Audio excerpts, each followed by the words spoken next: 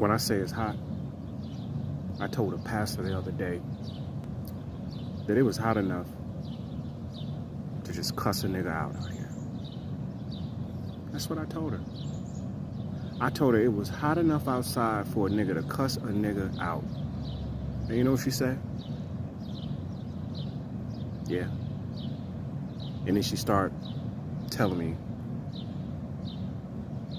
and affirming and confirming to me that you had every right to feel the way that you do.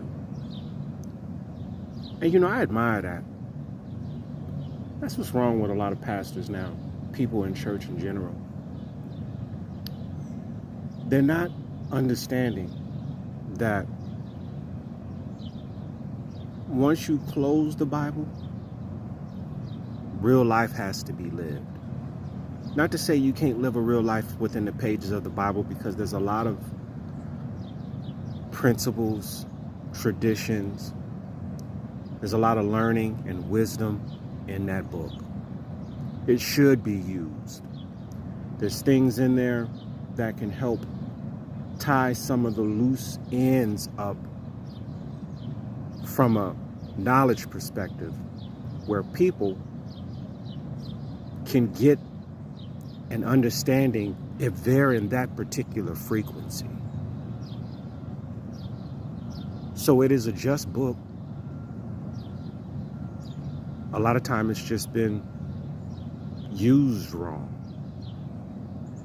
It's not a staple for morality, meaning just because you're in the Bible, just because you're a religious person, just because you're a Christian or whatever your faith is, that book has zero to do with whether you're a good person or not.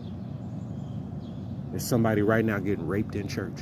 They may not be physically in church, but there's somebody in a high-ranking position in church that's taking somebody's personal space away.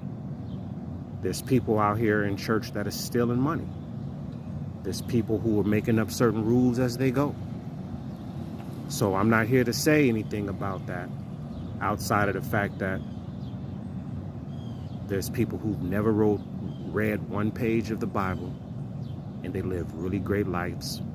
They're giving people, they love people.